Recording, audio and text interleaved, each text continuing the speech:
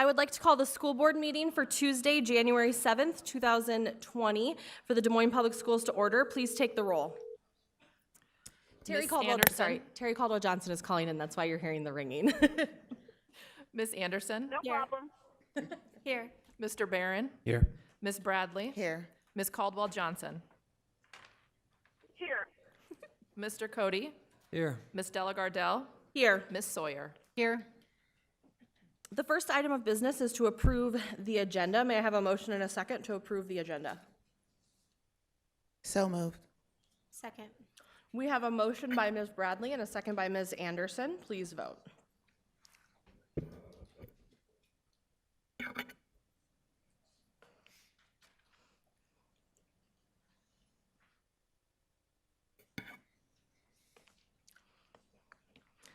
Terry?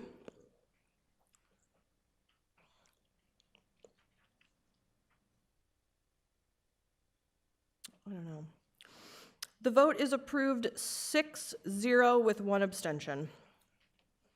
The next item on our agenda is approval of the minutes for our previous meeting of December. I'm sorry, I didn't fill that in.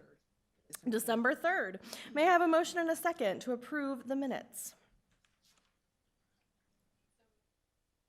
Second.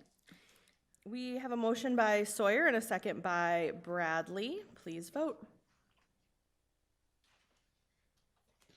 I think we actually need our vote reset. Thank you.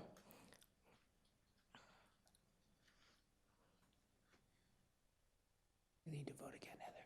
Oh, sorry. Terry?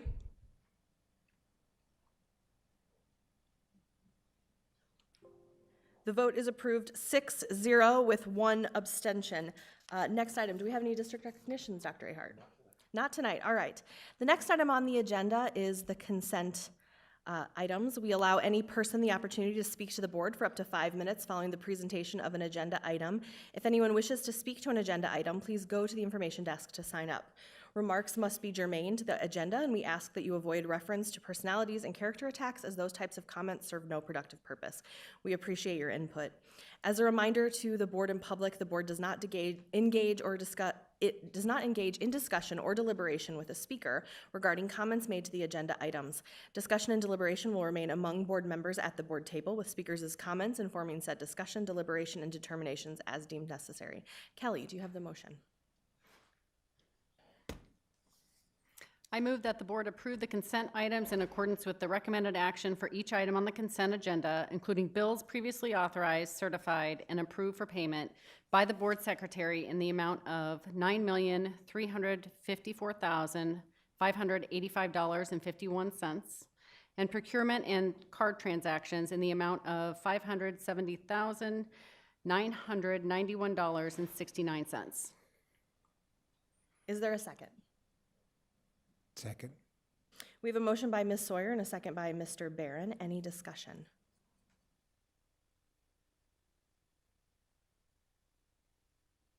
Please vote.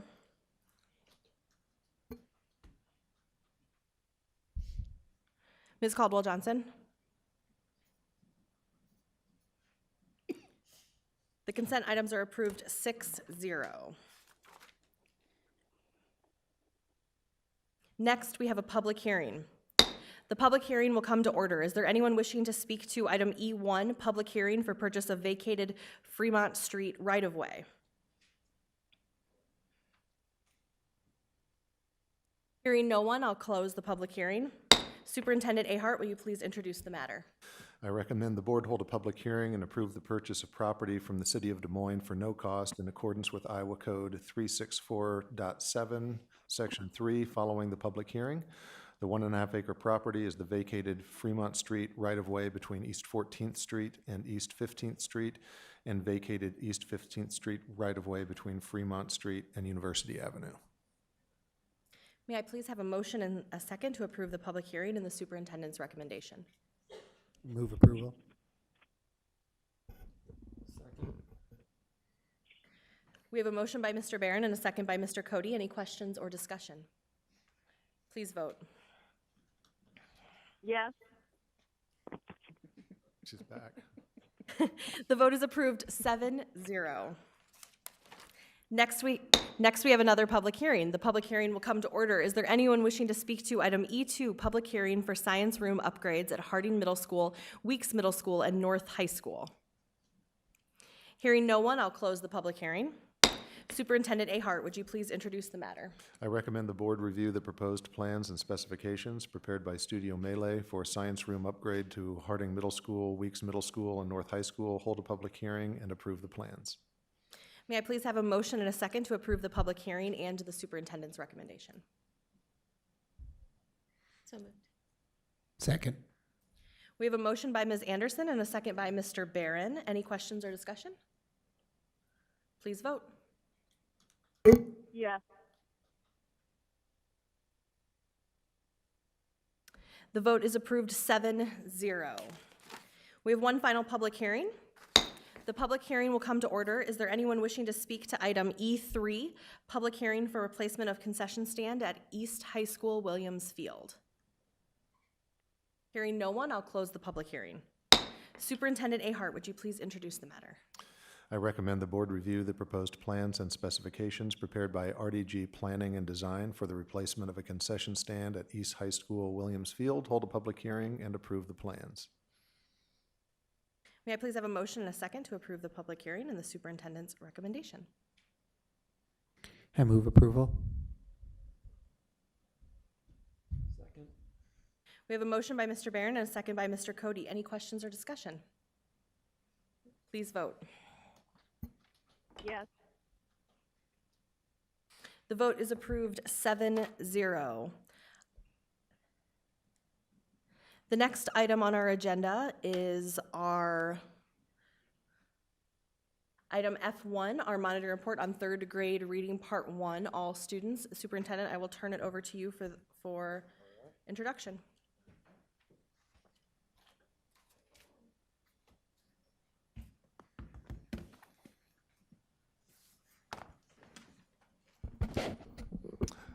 Good evening. I have one of our principal supervisors, middle school elementary principal supervisor Barry Jones, and former principal in the district, and Kelly Schofield, our elementary director of teaching and learning, also a former elementary principal in the district. This is the first report on the all-student third grade reading SMART goal. It's the second report on any of our SMART goals. And so this report, in some respects, will look very similar to the last one for third grade reading for Black males, but obviously we'll cover the entire span. So you will see some similar themes, although the numbers will look a little bit different. And we also have a video. The last report that we shared, we gave some more background than we normally would on the assessment, so that there's some better background information on how we're measuring progress. This presentation will include a video that was produced to help illustrate what's happening in the classroom at the elementary level to address our student needs. So with that, I will turn things over to Kelly. Good evening, Board. Tonight we are presenting on our Board Goal 1. The percent of all third grade students on track in reading will increase from 52% to 72% by June 2023 as measured by FAST.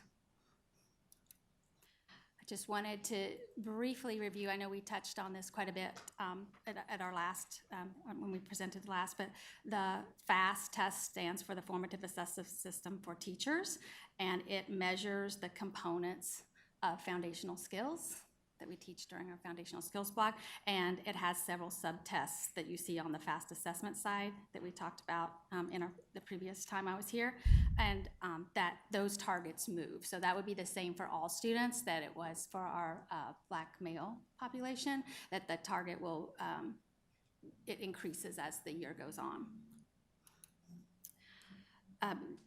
Hopefully we'll be able to pull up our dashboard tonight.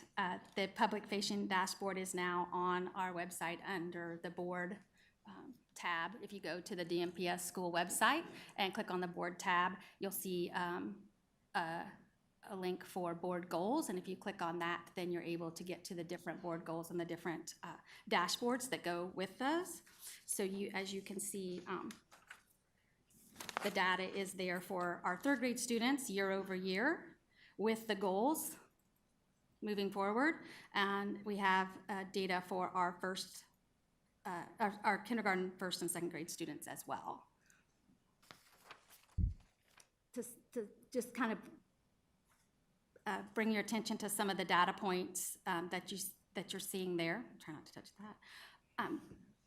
That you'll notice that our third grade students are a little bit lower than they were coming in from the fall of last year. So our fall of last year data for our third grade students, for all students, is about 5 percentage points less than it was the fall coming in last year.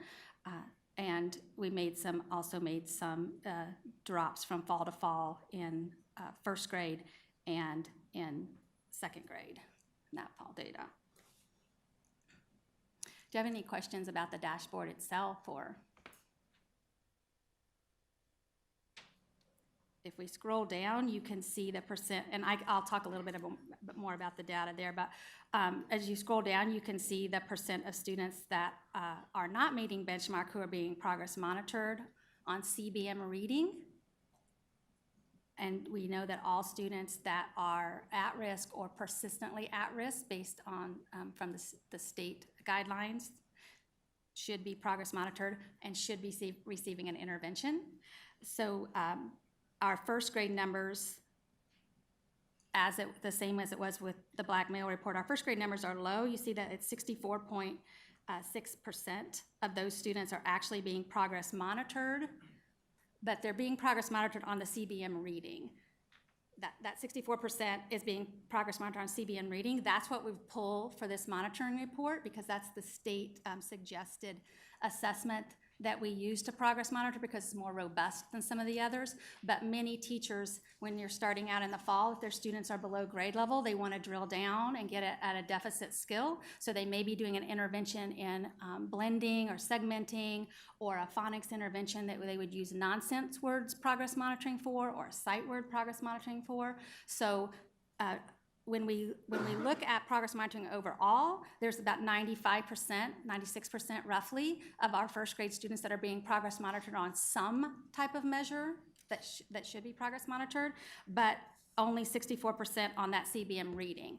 That's going to increase after this winter benchmarking, because we are really working with schools and teachers to move those students over to that CBM reading progress monitoring. So you're going to see a big jump in the number of students that are getting that progress monitoring. And the only reason that we would recommend that a student not get that was if they are taking the assessment and they're like lower than 10 words per minute. So then we would monitor them off of that. So that might make up for some of that. And you can see in second and third grade that we do have close to 100% of our students being progress monitored.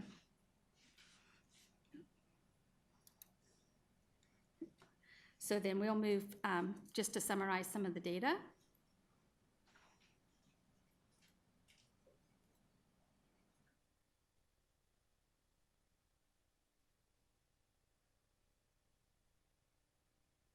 So I said before that overall our third grade students were down from last fall, but if you look year over year from 2016 to 2019, we're up a couple of percentage points in the number of students that are meeting that reading readiness benchmark. In kindergarten, we're up a few 2.6% from fall of 2016, but in first grade, we took a large drop there, and that's an area that we're really working with teachers and building leaders to drill down into that first grade data and look at what's going on in those classrooms to see, because we tend to go up and down. As you can see, if you look at the data from the dashboard, it kind of goes up and down each year, so we're really trying to work on that. And then second grade went down as well from fall to fall. And then we talked a little bit about the progress monitoring previously when we were looking at the dashboard.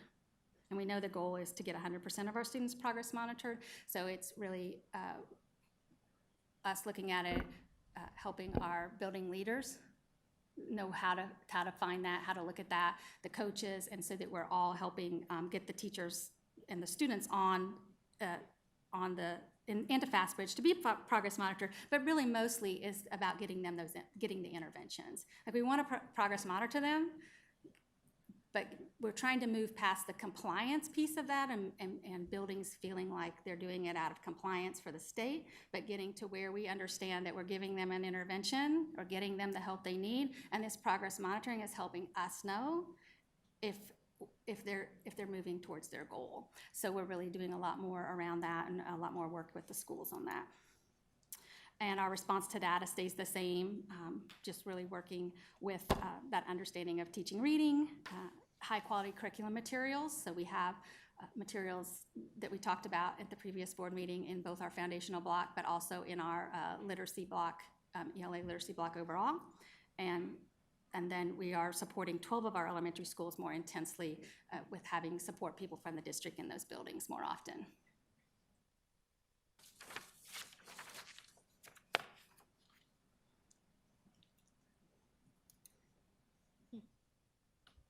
When do you want to share the video? Yeah.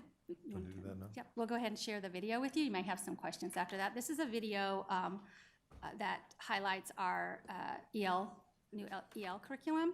And Can you not use the acronym? it is EL education curriculum. So it is the acronym is part of the name. So it comes from EL education. And this is the curriculum that we put in place K-5. We've implemented K-5 in our ELA literacy. And then some of our schools are also using the EL skills block materials in their foundational block. But this is going to give you an insight into the classroom and then some insight from some teachers that are using it as well. We studied the human rights throughout this whole unit, and so they were able to connect current events with human rights being violated and how this connects to Esperanza Rising. Going out and doing observations in classrooms across the district, we were seeing a disparity across schools, sometimes across grade levels, as to which students and how students were getting access to high quality, complex grade level instruction. So we wanted to ensure that students were having an equitable experience across the district. We wanted a curriculum that met the standards, of course, and the shifts in the core, which would mean that work around complex text, speaking, listening, writing, and reading around evidence from text and building background knowledge and vocabulary. So it needed to address that. We wanted it to have a strong writing component, and we wanted it to have some research behind it. So we chose the EL curriculum because it does meet all of those things, and it also is one of the highest rated curriculums from Ed Reports and some other districts that chose that curriculum. So it's no longer in the mindset where we're just taking a standard and teaching to that for a week or two and then moving on. Because those skills all should be meshing anyway. They're not all separate entities. Right. My students can even see the progression of why we took notes and graphic organizers on this character, so then at the end it made the writing piece easier. And I feel like the amount of writing they're producing is way better than even what my students last year did at the end of the year. And like the quality is just amazing. When I look at what fifth grade's doing in that first module, I can directly see how my first module in second grade is going to build directly into that. Our school, being with LSI and Schools of Rigor, we were working so much on group work and getting the kids to be more independent learners and helping each other, and EL fits right into that. And so that was very exciting for me. It supported all of our work that we've been doing the last couple of years. They just meshed really nicely. Themes and the units are different grade level to grade level. A lot of the components and protocols are the same. Let's do this with fidelity, and because I think by the time then they get to us in fifth grade, there's the power. They've had all of this stuff all along so that they really can be very independent by the time they get to fifth grade with a lot of the things that they're doing. We could have a student go to a different school or possibly even 2 schools in a year and hear the same vocabulary. I like that it's centered around a central question or a central idea, because that consistency carries through and you can practice so many different skills within a topic. and they know what to expect, and they know they're going to build their knowledge on that topic. So some of the research that's out there around not just the text being diverse and culturally responsive, but the practices and the instructional strategies that we're using are also culturally responsive. About 3,800 students are from K through 5 in terms of English language learner services. So students don't come to us with nothing. They're not a blank slate. They've got experiences, they've got background knowledge on all aspects of our daily world. And so if we can figure out a way to make those connections with our students, that just helps us move them further along than we would have otherwise. Many of my students were able to have conversations about their experiences from the countries that they came from. Yeah, my students have even carried over the human rights and social justice Yes. piece into the rainforest conversations cool. about the people who live there, and we should look up who they are and make sure their human rights aren't being violated by the rainforest being cut down. And so that's such a big connection that It is. you wouldn't think 10 and 11-year-olds can make, but they They definitely make the leap. And Yeah. I think that this curriculum is showing us as educators, like, we need to provide this opportunity for them to really reach for this because they Exactly. can. Yeah. I mean, Yeah. it's practice for when they're adults, they can be informed citizens Yeah, too. I right. think it's awesome. And the other things we were looking for was the social emotional learning, because that is one of our, another initiative and one of our board goals, that be embedded into the curriculum, and this one has that. I've seen an increase in empathy, Yeah. Yes. huge increase in empathy with my students, and that's important to me. And a true understanding of it. And say, okay, in our conversation, we're going to talk about, are we behaving like ethical people today? The other thing that I like about this curriculum is it touts the assets that all students bring. So you'll hear teachers talk about scaffolds. That's what we're talking about. We're talking about those supports that are built in or that are instructional moves that teachers use to ensure that all students, no matter what their language level is or their instructional level, are able to engage in that complex text, the complex ideas, and the discussion around that. So those scaffolds and those supports are built right into the curriculum. Every single student is able to access that material and that curriculum in a way that's appropriate for them. I group my kids a different way almost every day. From that standpoint, it has leveled the playing field that all of my students get access to the grade level material. And we're seeing that students that normally may have been pulled out of a classroom for different instruction or been overly supported or heavily supported are able to interact with this, with the text and with the ideas and with the discussion, and even in the student outputs, the writing or the outputs that students are doing, they're able to do that at grade level with these supports. And some heavy duty topics. I mean, Universal Declaration of Human Rights, Yeah. that's pretty heavy and it's heavy lifting. I have a student, she's a struggling learner, and the way she's been able to participate and have these conversations, and I sat with her and watched her work on her monologue, and she's got such amazing thoughts, and she wouldn't have had that had we not done it the way that it was laid out in EL. We're going to give them higher level content right now. We're going to figure out a way to support them on their way as much as they need or as little as they need. I think that's a win for our kids. So moving forward, we want to continue to support schools in their implementation of the EL curriculum, because we do know that that is the way that our students are going to get to those shifts in the core and that equitable experience across our district. Just from my own personal connection and networks, the educators that I interact with have said nothing but great things about this curriculum and have seen amazing results. I think the same will happen for us and even more.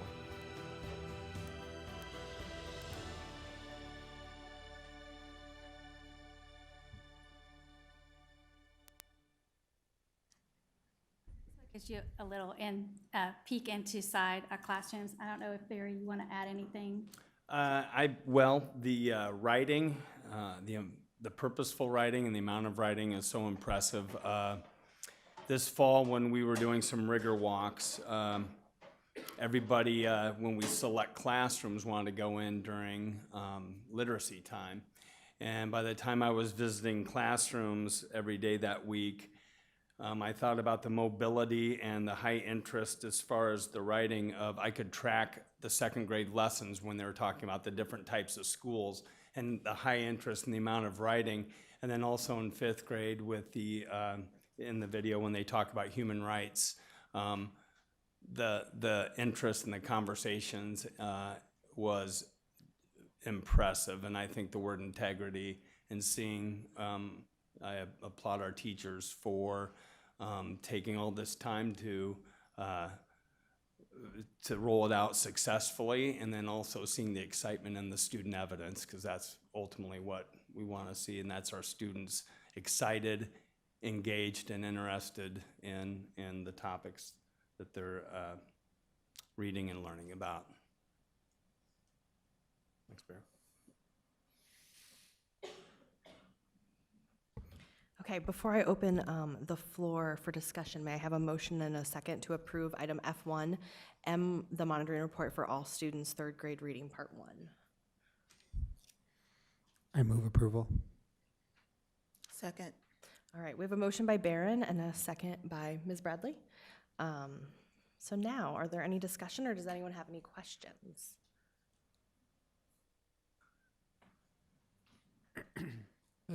Mr. Cody? Excuse me. You said the curriculum just was implemented this year, correct? Yes. And in the past, was there a uniform curriculum or was it kind of patchwork? We had a curriculum that was adopted by the district about 5 years ago. It no longer meets the Common Core standards, but it was used, I would say, more patchwork. We've tried to roll this one out with the idea of that equity across. So because our previous one, because it didn't match, started not to match the standards, we were having to pull in lots of other things to do that. So we have had a curriculum in the past. This is a more comprehensive curriculum with a more teacher-embedded instructional strategies in it, also scaffolds for students. So it's a little bit more comprehensive than what we've had in the past. And much more culturally responsive as well. Yeah. Absolutely. And then that embedded piece with the social emotional learning was really key for us choosing. And is this a universal rollout or is it being phased in or how's that looking? Well, it's an implementation year, so I think if you went into the schools, they're working it's universally being rolled out. Schools are in different places. Each school has it, is what I'm trying to ask. Every school has it, yes. Okay. Every school has it K-5, have the material, the teacher materials and the student text, K-5. Yep, well, this isn't really a pertinent question, I mean, given that, but I noticed that in the historical data there was a big drop in every grade between first and second grade. Do we have any idea what might have caused that? I mean, hopefully this new curriculum irons this out, but. Yeah, you mean from like fall of fall first to first spring? to fall, no, fall to Oh, fall. fall as to you're going fall, by. right, yeah.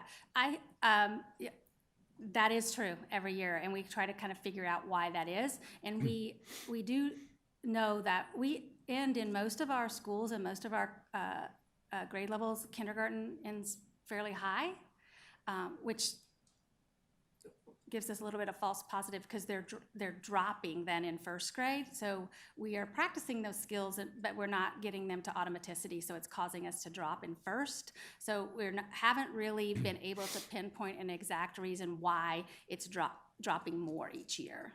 But we're hoping that by not just focusing on the foundational skill piece, the skills, which is important, we needed to firm that up and get that in place, but now connecting it to rich text, where students are getting opportunities to read, and it's around social studies and science. So the things that they're super interested in, that's gonna help us, because in first grade, we gotta get them reading more.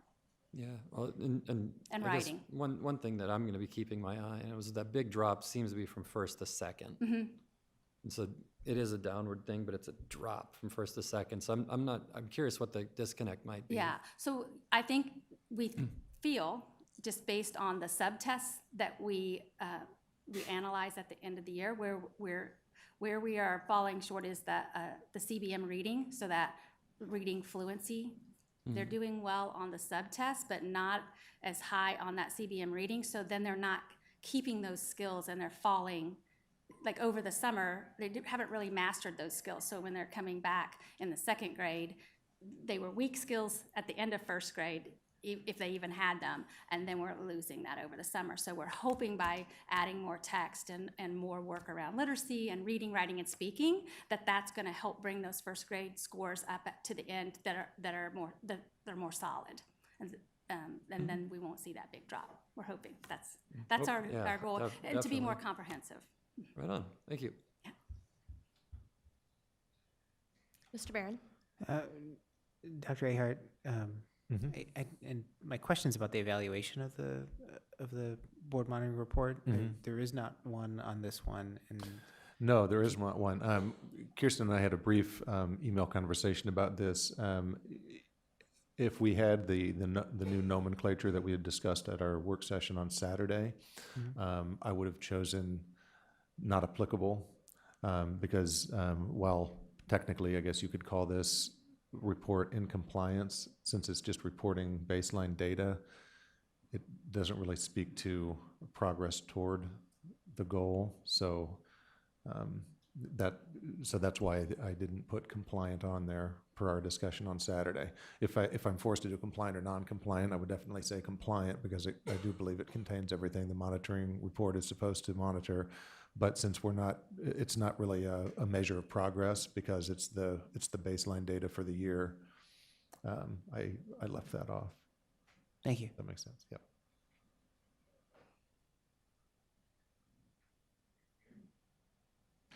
Any other questions or? Okay, I have just a, This is Terry. Thanks, oh, Rob, yep, for asking Terry. that. Thank you, Rob, for asking that. That was going to be my exact question. And just to that point, I can't recall if we clarified, Tom, when we thought we would be able to sort of perfect the ranking or rating that we discussed on Saturday so that they could actually be applied on monitoring reports. So should we expect to get that here in the next 30 days or?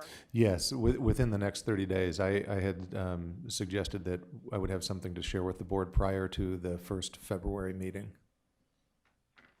Okay, thank you very much. Sure. Does anyone have any other questions or? I will. Okay, yeah, go ahead, Rob. Because the points that Kaylin raised about the kind of the melt from the end of one year to the beginning of the next over the summer is on my mind too, and it's every transition, and to a certain degree, I guess I expect that. So I'm curious, are you prepared to kind of discuss if we're going to do anything different, if we're going to offer anything differently over the summer, or are we going to look for any additional community partnerships that over the long game could help us with the right focus from our curriculum experts, try and maintain some of that? That's a really great question. We have been having those discussions, and where we're at right now is thinking of using the community partners we already have that are serving students over the summer this summer, and working to better design curriculum for those summer programming that matches what we're doing in the classroom. So it can preview and review, preview the vocabulary for the students for the coming school year, and review those skills, not just in the foundational skills, but also in math, so that we're able to do that. So we wanted to think this year about starting smaller with the community groups we already have and the student groups we have coming on over the summer, and writing that programming and working with the teachers and training them on that, and hopefully grow from there.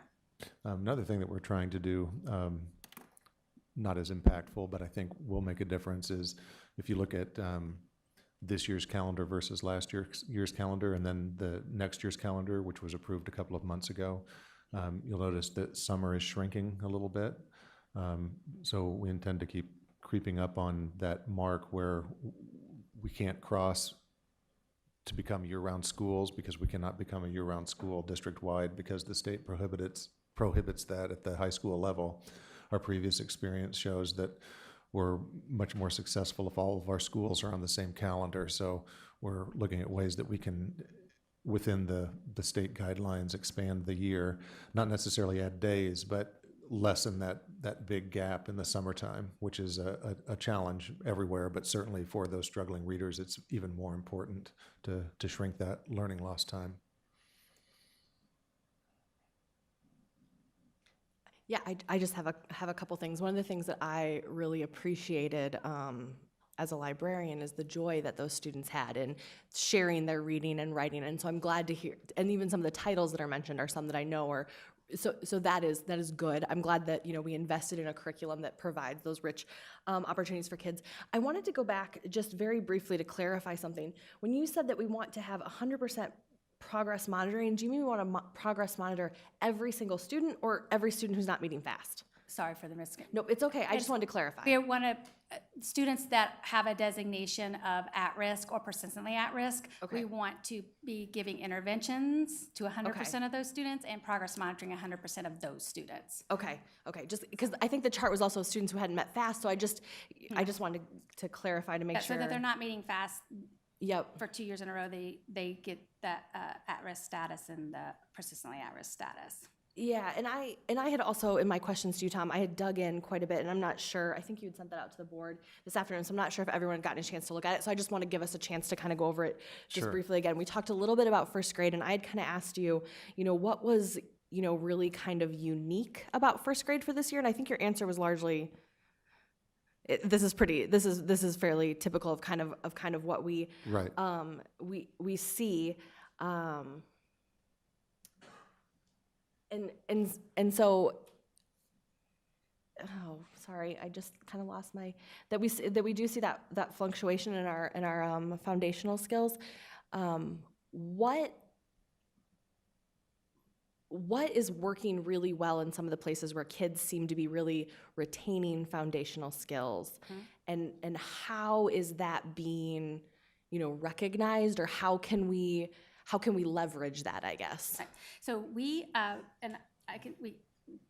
both our curriculum department and the principal supervisors together are really working to help our supporting buildings in looking at their data, grade level and school-wide, but individual teachers, and seeing and addressing that variance among teachers, because that is where you see that.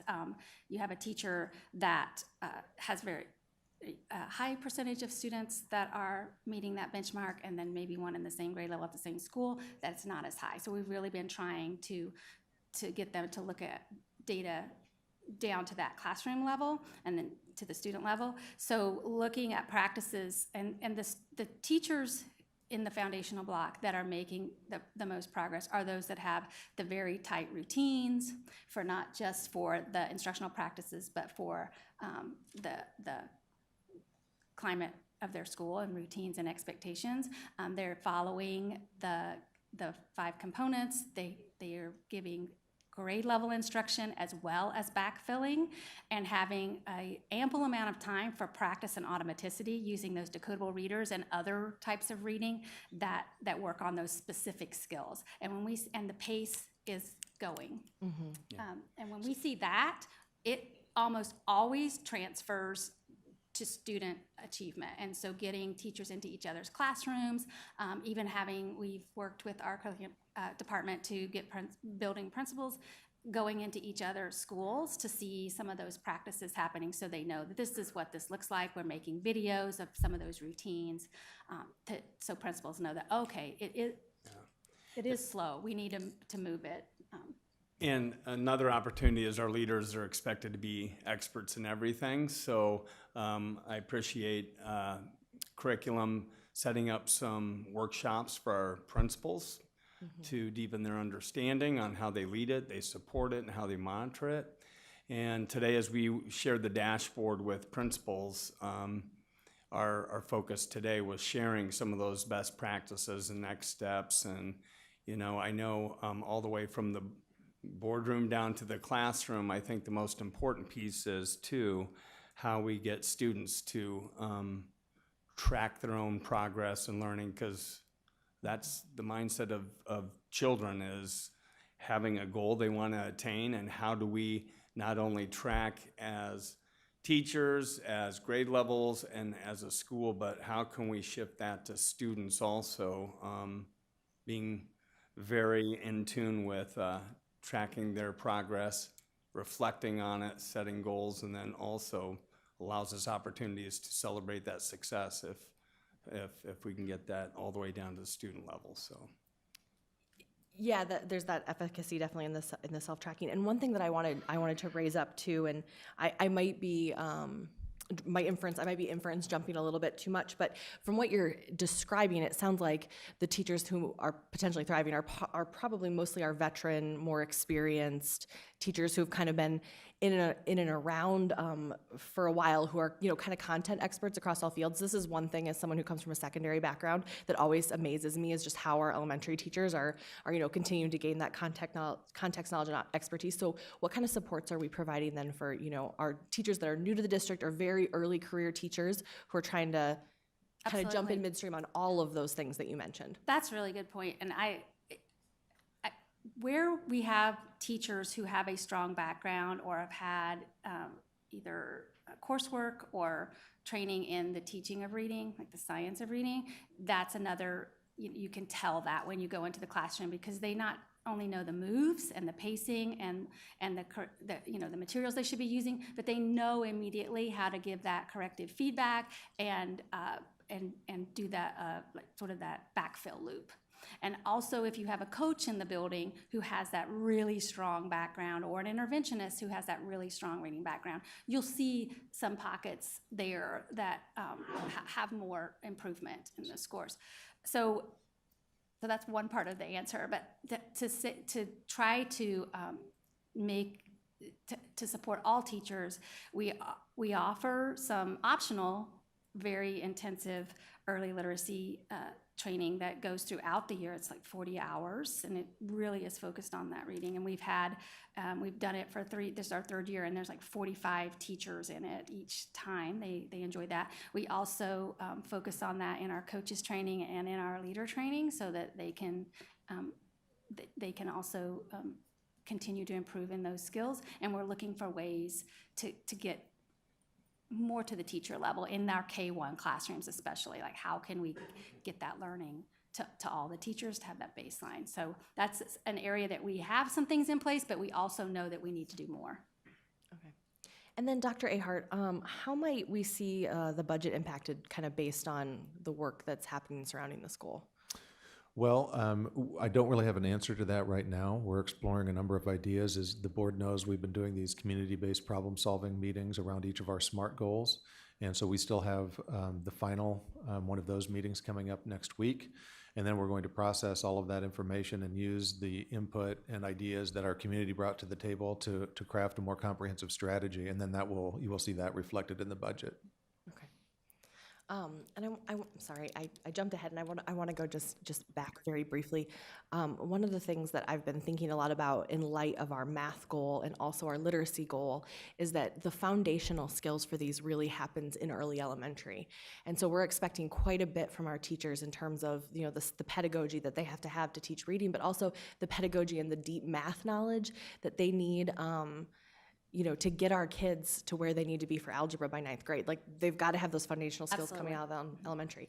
So I think this is a little bit beyond this, but I think it's still related to our goals. How are we working to balance both of those expectations for our teachers? Because I imagine under an unintended consequence or an unintended impact of these goals could be that I think our teachers are going to feel this, right? That there's a lot of pressure to get their students to perform high. So how are we going to kind of balance all of that while still ensuring we get to our goals? That's a really good question. So the teachers, it is a heavy lift. It's a heavy lift all the way up. The curriculum's a heavy lift, the new EL curriculum, continuing to improve their foundational knowledge and their skills. Our teachers are great. They're super reflective, and they know that they may have gaps also in their knowledge, and to even to teach these foundational skills, right? So we don't want to overload them. We've tried to focus more on literacy for the past few years.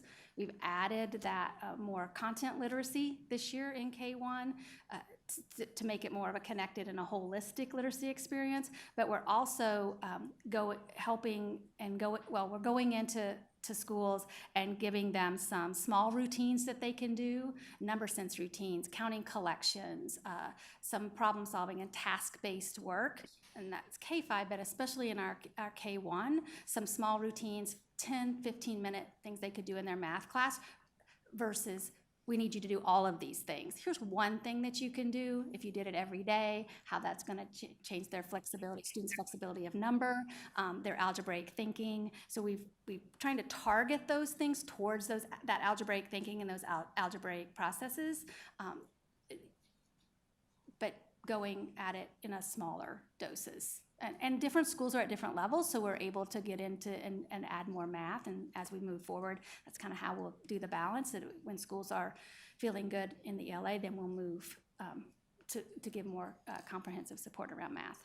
I'd also note that we've been really intentional the last several years in ensuring that pre-K is not just a one-off, that we're really working, and Susie Guest has done a wonderful job with this. I'm speaking in her absence, didn't think of her being here, but of making sure that what our pre-K classrooms are doing is aligning to what our expectations are in kindergarten, so that helps bridge some of those gaps too, both in reading and in math. Our curriculum coordinators meet with the coaches from the preschool regularly, and they collaborate. Okay. Thank you. Mr. Barron. Kirsten, I have one other quick question. Sorry. Go ahead, Terry. So, just a couple of things. I want to lift up something that Rob, excuse me, and Kaylin talked about specifically relative to the changes that we're seeing, especially transitioning from spring back to fall. And I see on the response to the data that we are providing intense support to 12 elementary schools. I guess my question is, number one, do we have any alignment between those 12 schools and schools that are actually part of the 21st Century program, where we have in the after-school setting an opportunity to provide some more intensive, academic support in the after-school setting, number one. And then secondly, I know that typically the district aligns their 21st Century programs with the academic year, but there is an opportunity to align those to a combination academic year and then out of school time, whether that's spring break, winter break, professional development days, or in particular summer. And is there any thought about maybe rethinking our paradigm relative to how we actually utilize the 21st Century opportunity, which is multi-millions of dollars from the State Department of Ed that comes into our district for after school, and aligning that back to creating more summer opportunities? So a couple pieces to that question. Was the question what, I guess we are working with schools and those organizations around the 21st Century to with their after-school programming to try to align some of the skills and the vocabulary, some of the instruction that would help support the students during the day. So that's one part of it. And then you were talking about, I believe you asked, are we also looking at that as far as like expanding it or changing our ideas around that and maybe adding or enhancing it through some summer learning? Was that the question? Yeah, and specifically aligned to the 12 elementary schools where there appears to be a need for intense support. Right, and we haven't done that specifically with that 21st Century. But some of those schools do have that programming that we do have been working with them somewhat in their after school, but it's definitely something we could look at.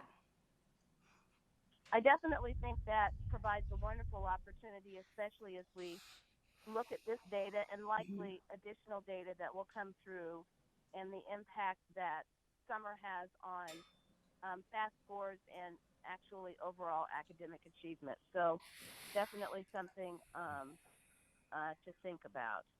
And I think I forgot my second question, so I think that's it. And I do know we've had initial conversations around, with Susie Guest, around our Jumpstart program and how could we do this differently than for our incoming kindergartners. It was our elementaries use it as a transition into kindergarten, and how could we see this as an opportunity to really rethink some current or existing programs that we have and make it, higher leverage. So that's one program we just talked about last week about re-examining that, and I'm sure others. Mm-hmm. So I remember my second question. So, and this is probably more a Tom question. So, especially with the work that Allison is doing with community-based programs and partners, I don't know who the 12 elementary schools are that are receiving intense support, but again, trying to figure out ways that we create stronger alignment through community-based programs and partners that also provide that additional support that could yield some really positive outcomes for students, not only in the out-of-school time during the school year, but also during the summertime as well. Yeah, that's a great point, Terry. We have been intentionally working with our community partners through that serve us through the 21st Century Community Learning Centers programs. We have additional work to do now with the implementation of the EL curriculum. So we have some alignment work that's underway now that we still have a long way to go on. One of the, and I can't tell you the percentage of the 12 intensive support schools that have 21st century learning community programs, although one wall that we're bumping up against is that those federal dollars we're only able to renew those for a certain number of years at any one specific site.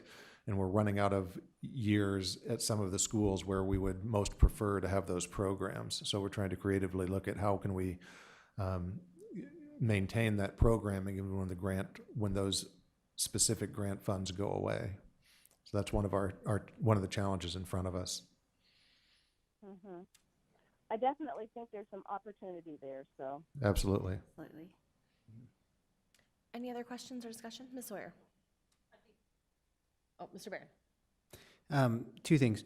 One, procedurally for Tom, getting back to the evaluation. So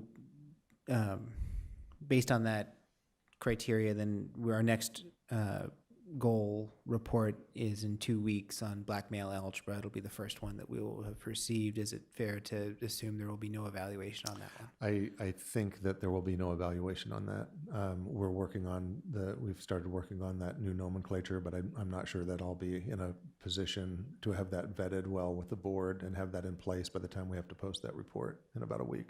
That's fine. I just want to make sure that the board's aware of that. And then thank you. And then on February 4th, we would have our second SEL report, which is a little different. Right. And then on the 18th, we would have the second black male reading report and then the second early reading report. And is that when you would probably anticipate having yes. Yep. Evaluations attached to these? Yeah. Okay. Mm-hmm. And then one thought just comes to mind, continuing to think about this effect from the end of a school year to the beginning of a school year. As I sit here as a board member for the next couple of years, evaluating the progress towards meeting this goal and looking ahead, the numbers that you plot out assume that though it's a different cohort of students, that at the end of one year, the percent proficient will be identical at the beginning of the next year. And I understand it's a different cohort, but I guess my question is, you all are in this game much more intensely than I am.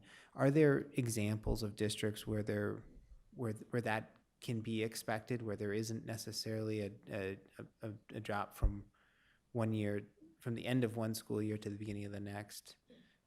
Are we setting ourselves up appropriately by anticipating? So, from understanding that it's different cohorts, but saying that, we'll end the anticipation is that we'll end this academic year with 56.1% of our third grade students meeting the benchmark.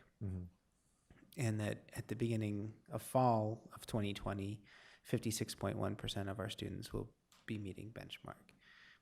Is there history? Are there examples of other districts where that would be the case? And so is that a fair goal for us to have? I think that the fall target is not a fair goal. I think it's there really as a marker for us. I think the end of the year, I want to be very clear, this is very much a stretch goal for the system for us to hit those targets by the end of this goal period. I do think that it's a stretch, but I think we can get there. I don't have confidence that the fall measures that we've put out there are going to be accurate, because there just aren't examples, certainly not examples in districts anywhere similar to ours in terms of demographics where there's not some significant fall off from spring to fall at every grade level to some degree. And I think If I'm following your question correctly. you're going to typically see some summer learning loss. Yep. And for if you a look, percentage of students or some students or, all students, but ours is significant. And that isn't contributed just to summer. There is some, not the automaticity and that real mastery of skill. So the hope is, as we continue to increase those spring scores, we may fall back 1 or 2 points, but we're going to keep moving forward. So that's really what when you think about that growth, you may fall back a little bit in the fall, and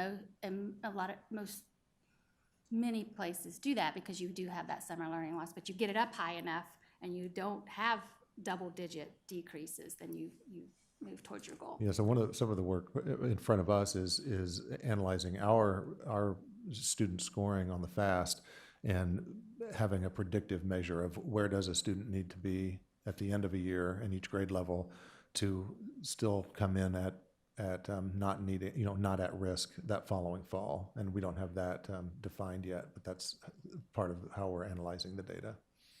I appreciate that. And yeah, and I have the benefit of looking at this stuff for an hour here and thinking about it. And so when I, just to be fair to you also, if you looked at the cohort of kindergartners ending this year, you project a little bit of a drop when they take the fall assessment as first graders next year. And I think that makes sense. The thing that I'm just trying to think about as we, as a board, sit here and evaluate progress towards this goal is, are we setting the appropriate and fair expectations? And these are your numbers, so I that's your province, but it's just something that where if there's outside data that supports it, that's valuable for us to know. I'm good. Yeah, so really what these numbers reflect is trying to set where we need to be each year in the spring benchmark, and then trying to make our best guess backward mapping at the winter and fall. So it's that part certainly is not rocket science, but just our best guess. Ms. Sawyer? Thank you. So I just want to clarify, did you say that the EL curriculum is not currently implemented in all kindergarten or all schools at this time, and but they have the curriculum and they're working towards implementation? Their schools are implementing it at different, rates. You're going to see some that hit the ground running at the very beginning and they're on pace, and then others that just because of implementation curve has taken some longer time, but they all have it. And this year, it was our year to kind of work through that implementation and figure out, how they were going to support that in the building and how we were going to support buildings. So it's being implemented across the board, but what implementation looks like building by building, even classroom by classroom, will look a little bit different than it will next year once everyone's had a chance to work with it and go through the 4 learning cycles with it. So will we expect that by next fall, it will be fully implemented throughout the district? Well, you could say it's fully implemented right now, but it's just a rockier road since it's new materials and significantly a different approach in each classroom, if that makes sense. Could you foresee different outcomes from kids based Oh, on yeah. that curriculum? Oh, And would yeah. you be able to decipher out the data to look at maybe areas or schools where it, they're fully implementing versus those that are working towards? Oh, yeah. Mm-hmm. Thank you. Any other discussion or questions? All right, thank you. We have a motion by Mr. Barron and a second by Ms. Bradley. Even though there's no evaluation, I think we do need to still vote to approve acceptance. Just acceptance, We're yeah. just accepting, yep, the monitoring report that it did indeed get turned in. So go ahead and please vote. I Ms. vote yes to accept. Thanks, Terry. All right, the vote is approved 7-0. Next up, we have just a couple information items. You'll see that there's some preliminary plans for various school improvement projects, a demographic survey, and also our state assessments report you'll see in there. And I just want to highlight for everyone, this is much later in the year than we typically see these, and that's predominantly because the results, I believe, came in, was it December, Dr. Ahart, or November? November. November. Late So, November, yeah. yeah, normally we'll see these, at a different time of year, but we'll see what happens this year. So, next up, we have items of privilege, and I just have a couple things. I wanted to provide a little bit of an update for the public that over the last weekend, the school board had the opportunity to engage in a work session and a workshop with AJ Craybill. And Mr. Craybill is a board governance expert and coach. He volunteers his time and he travels across the country to work with school boards. He is He used to serve on a school board within Kansas City. He currently works, I believe, with the Texas Board of Education. And our board was able to engage in learning surrounding our continued development on our monitoring process, as well as, we had a little bit of a discussion about our monitoring evaluations, and board members also received training on best practices for board communication on Sunday. I just want to thank everybody, all of my board colleagues for the time that they spent working diligently in order to become better board members and also just better public servants to the owners of our district. I felt like it was time that was really well spent together and that we really kind of got a lot out of our time. And I just want to ensure that, that I appreciate you all. And not only do I appreciate you, but I know that our community really appreciates the work that we did. And then for the public, this is our first board meeting for the year, so I just want to welcome back our staff and students.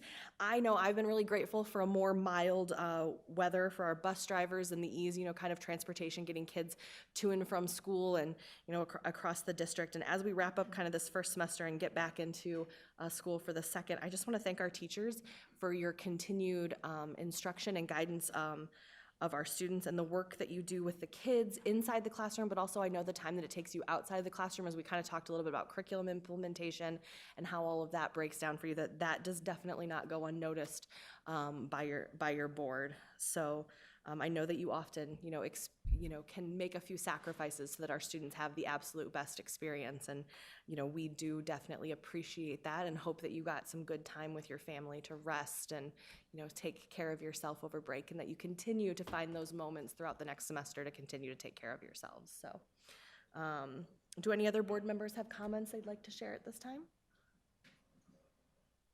Madam Chair, I have one, one quick thing. Yes. That I'm hoping that we might consider during our budget deliberations or presentation. Typically, on each board agenda, we have public hearings for a variety of projects that we're undertaking, but we also, not every meeting, but on lots of meeting agendas, we have under information only the preliminary plans for various school improvement projects, all of which are funded by the statewide penny in combination sometimes with Pebble and maybe other funding streams for capital improvement.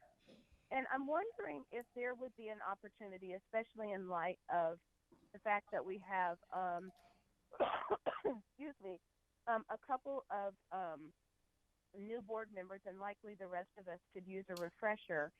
But if there's an opportunity for us to maybe do or spend a little bit of time on the 5-year capital plan and to really help us better understand sort of what that is and how that factors into some of the bigger picture decisions that we're going to be asked to make relative to capital projects. Yes, I made a note of it, and we'll be sure, Dwana and I will discuss with Tom about ways that we can work that into our work sessions coming up. Thank you. Yes. If the board members have no other comments, I'll turn it over to Dr. Ahart for the superintendent's report. I want to echo Ms. Delagardell's comments about wishing everyone a happy new year, and hopefully all of our staff and students got some restful relaxation and reflection time over what was not the longest break that we've ever had. Coming back on Thursday, I know it was a tough one, coming back on the 2nd. But remember that this calendar is a little bit different this year, and so we do have some breaks built in between each quarter, and then a professional development day about halfway through each of those learning cycle focused quarters. So we do have that to look forward to. Want to mention that we have another public forum on the proposed community stadium project. The last one scheduled is tomorrow night at Hoyt Middle School at 6 p.m. And I also just want to express my appreciation to the East High School Alumni Foundation. There wasn't a price tag, I don't think, listed on the agenda item tonight, but there's been one anonymous donor involved with the Alumni Foundation at East who's made a very generous donation of about $500,000, and with another one forthcoming probably before the end of this fiscal year to accelerate some improvements at the large East High School athletic complex, which, by the way, tonight the board approved the authorization of our purchase for free of the now vacated Fremont Avenue between East 14th and East 15th. So that will allow us a much larger uninterrupted property between Hyatt Middle School and East High School, actually the Walker Street building, if you've ever been by there. That's going to provide some nice opportunities for outdoor activity improvements for our students. That's all I have. All right, great. I'm sorry. No, that's to be okay. out of Go ahead. order, but I just want to also remind people about the CLAP meeting that will be taking place this Saturday at 10 a.m. at Brubaker Elementary School. At 9, 9. sorry. 9 o'clock. I went. It's at Brubaker. I know where it's at, but nowhere can I find who you're inviting so that as parents, we can be contacting them also, because there were empty chairs last time. And I don't know if it was just those people that I should be contacting. I can't find who you invite so that we can back you up. I will go ahead and someone will touch base with you afterwards, and we'll invite you to join our CLAP planning committee if you would like to help us with some of that work. So, okay, well, give me just a second. I'll adjourn the meeting and we'll touch base with you in just a second, okay? Board members, if you do not have any further, the meeting is adjourned.